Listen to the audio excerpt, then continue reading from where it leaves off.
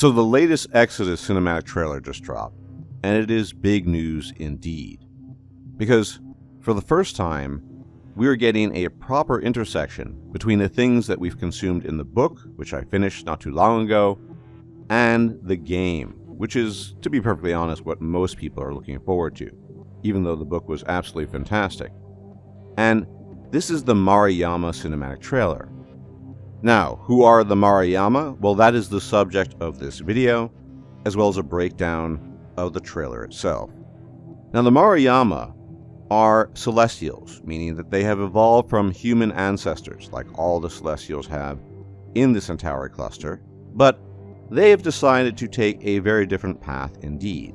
And up until now, all the information we have on the Yama comes from the book by Peter Hamilton, Exodus the Archimedes Engine. Now, in the book, we learn a fair bit about the Yama.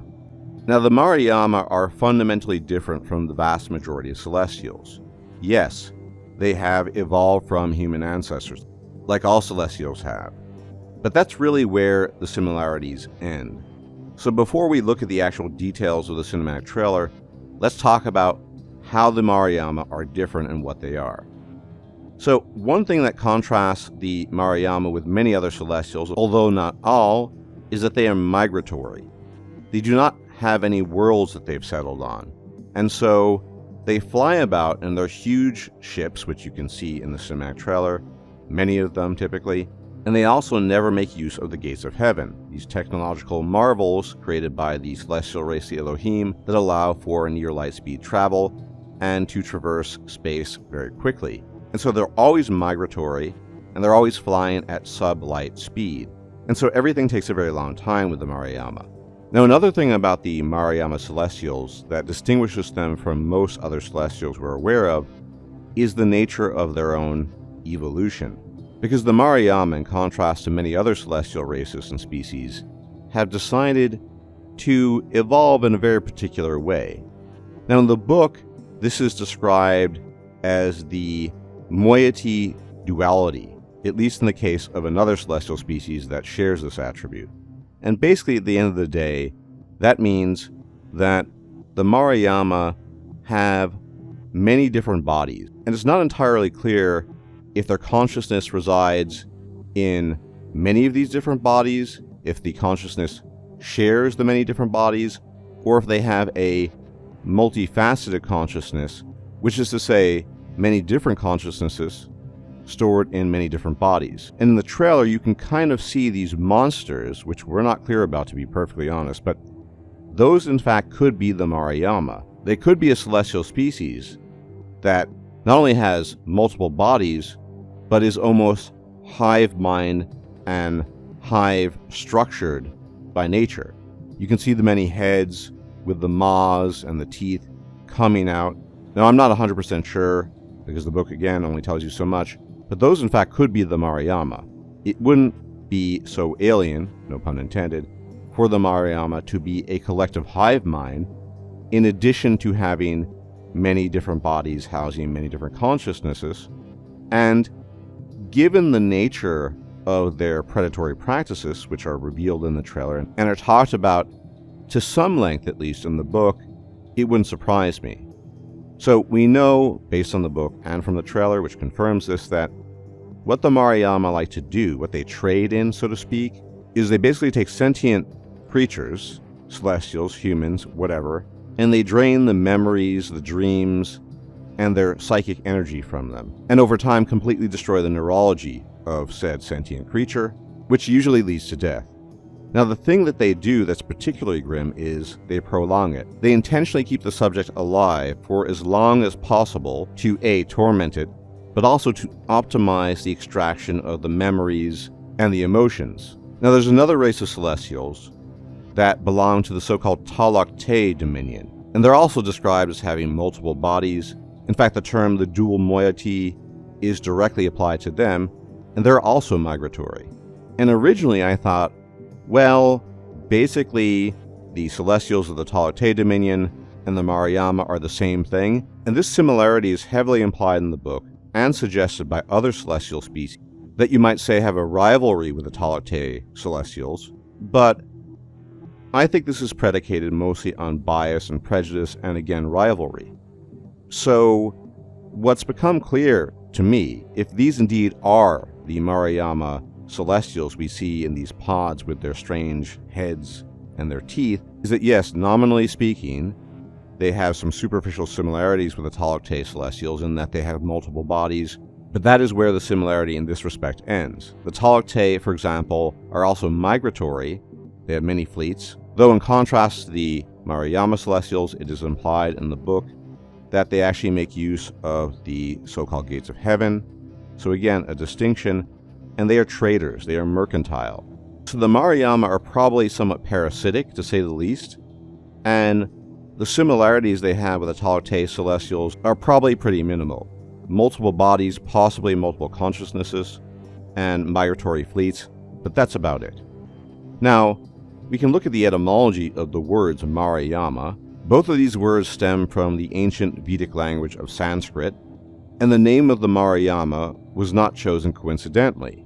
Like many things in Exodus, they have somewhat religious undertones to them. Now, Mara by itself is a demon or a malicious spirit, and Yama is typically the god of the underworld.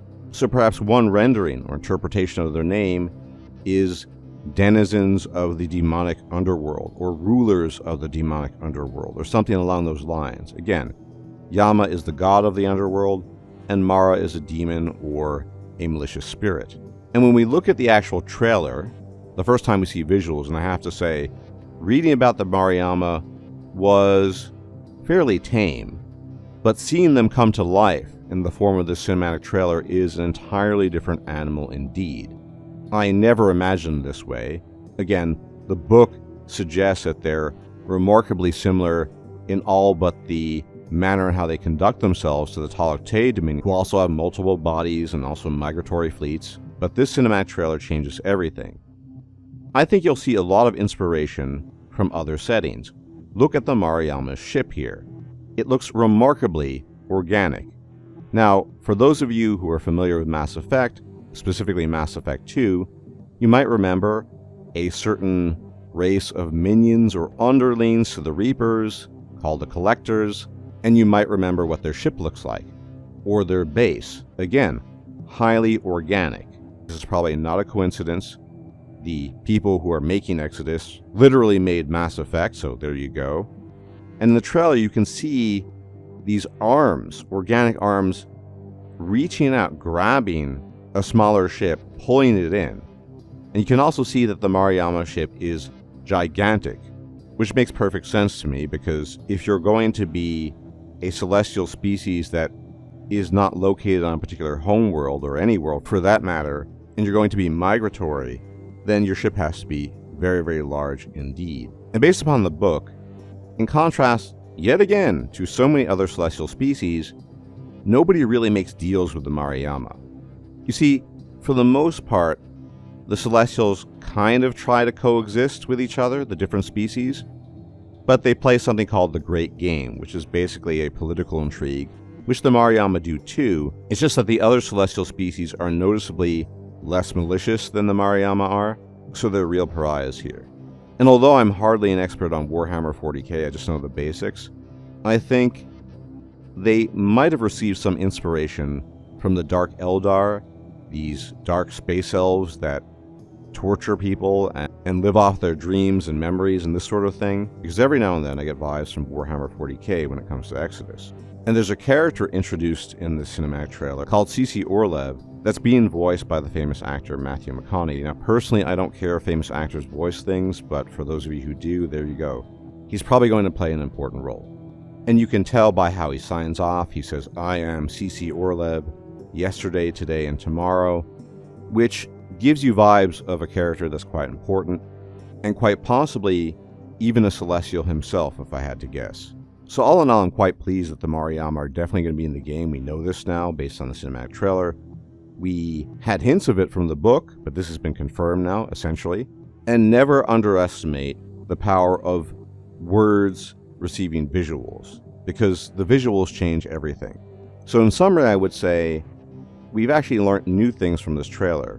And I would posit the theory now that the Yama aren't just a dual moiety species like the Taller Te in the books, which is to say, many different bodies, one consciousness, or many different consciousnesses.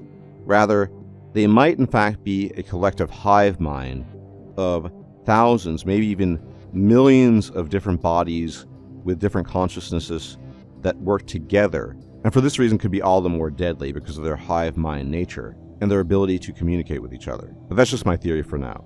Anyway, I was absolutely ecstatic to see this cinematic trailer. I am incredibly psyched about Exodus, as I assume you are if you're watching my video. Do let me know what you think in the comment section. Your theories, your ideas would be much appreciated.